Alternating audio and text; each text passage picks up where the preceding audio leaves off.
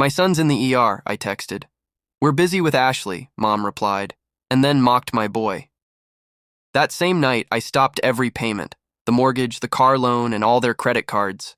Don't you dare hang up on me again! Mom's voice sliced through the phone, high and sharp like glass shattering. I'm not calling for me, I said, trying to keep my voice steady. I'm calling because my son's in the ER.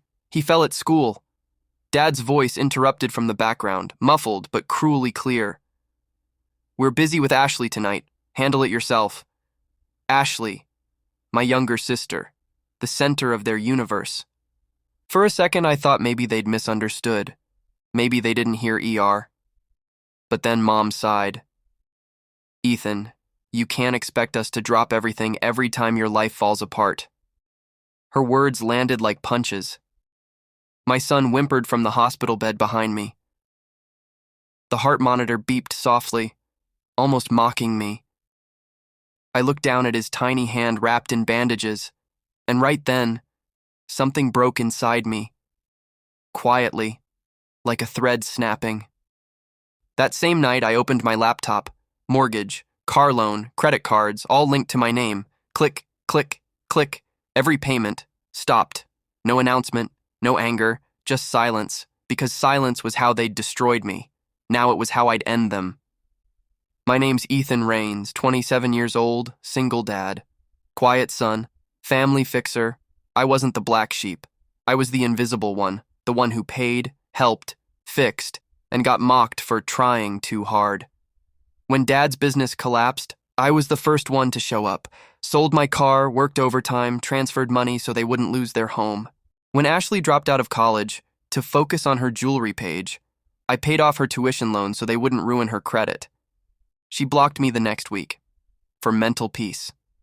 And every time I spoke up, Mom would say the same thing. Ethan, you're too sensitive. We didn't raise you to keep score. No, they raised me to keep them alive. The family in frames.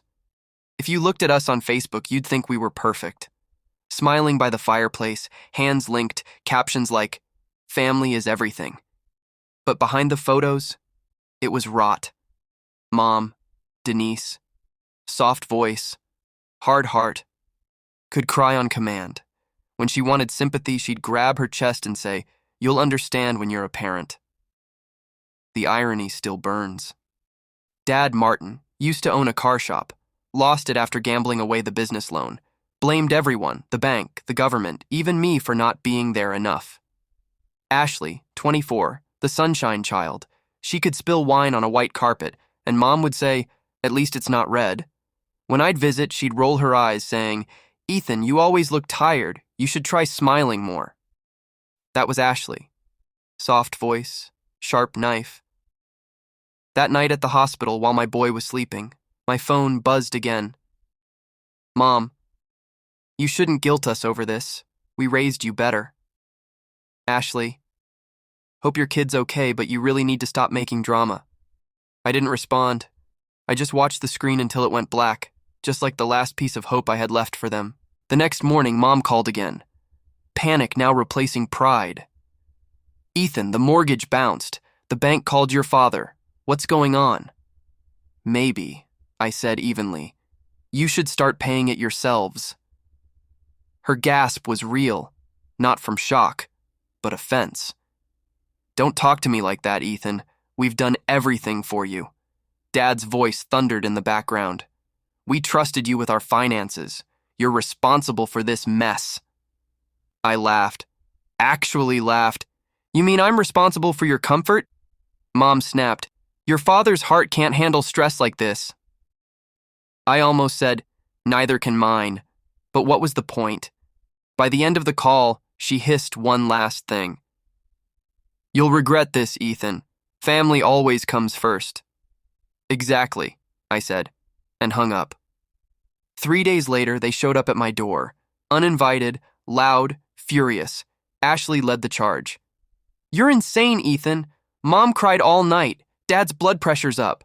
Mom followed with tissue in hand. Why are you punishing us like this? Punishing you? I said quietly. I just stopped funding you. Ashley's eyes went wide. You think you're better than us now because you got lucky with a tech job? Lucky? I whispered. I worked 2 jobs for 5 years while you all went on cruises. Dad slammed his hand on my counter. We are your parents. You owe us. I looked at him, calm, measured.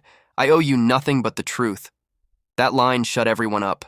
For the first time, they looked at me like they didn't know who I was, because for the first time, I wasn't the weak one. 3 years ago, I sold my truck to cover Dad's surgery deposit. He'd cried that day, hugged me, said, I'll pay you back, son. You saved my life.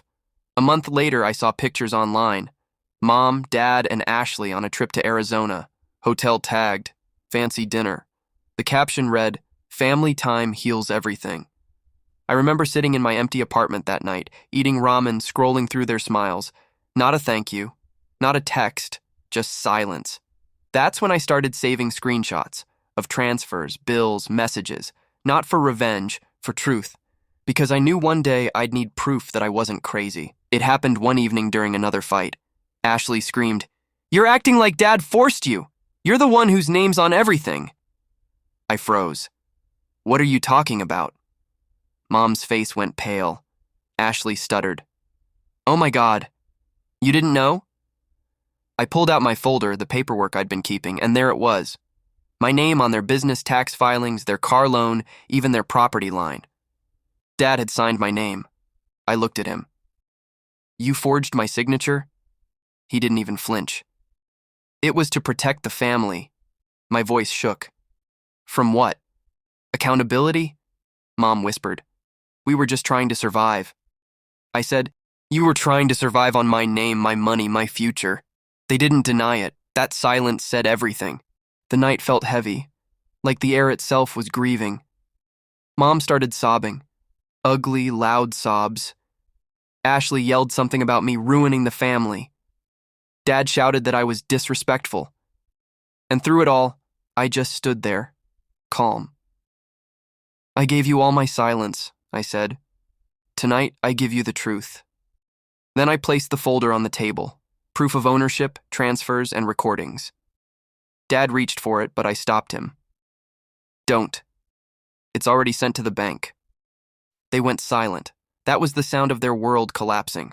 By morning, the accounts were frozen. Their credit cards declined, the car repossessed. Mom texted me one line. You destroyed us, I replied. No, I stopped you from destroying me. A week later, Mom came to my door with groceries. Her old trick. Your favorite soup, she said softly. Let's talk. I didn't open the door. Mom, I said, I'm not angry anymore. Her eyes watered. Then why won't you let me in? Because you never did when I needed you. She whispered, We didn't mean to hurt you. I said, You didn't mean to stop either. She left the groceries on the porch. I watched from the window as she walked away, smaller than I'd ever seen her. For a moment, I almost felt pity. Then I remembered my son crying in that ER bed, and the pity faded. 6 months later, I moved with my son to a small coastal town. Simple life. Clean air. No constant panic. Some mornings I wake up expecting my phone to buzz with another guilt message, but it doesn't. It's quiet. I've learned that peace isn't the absence of noise. It's the absence of manipulation. Sometimes Ashley emails me. Apologies that sound more like excuses. I was just following Mom and Dad's lead. I never reply. Not out of hate. Just indifference. My son asked me recently, Dad, do Grandma and Grandpa still hate you? I smiled. They just don't understand me, buddy. He grinned. I do. And for the first time in years, that was enough. If you were in my place, would you forgive them or walk away forever? Your voice matters. Tell me in the comments. Like if you've ever been the quiet one who finally spoke up. Share if you've carried the same kind of pain. Subscribe for more stories about truth, healing, and finding your strength, even when no one believed you had any. Because sometimes silence isn't weakness. It's the sound of someone rebuilding their life.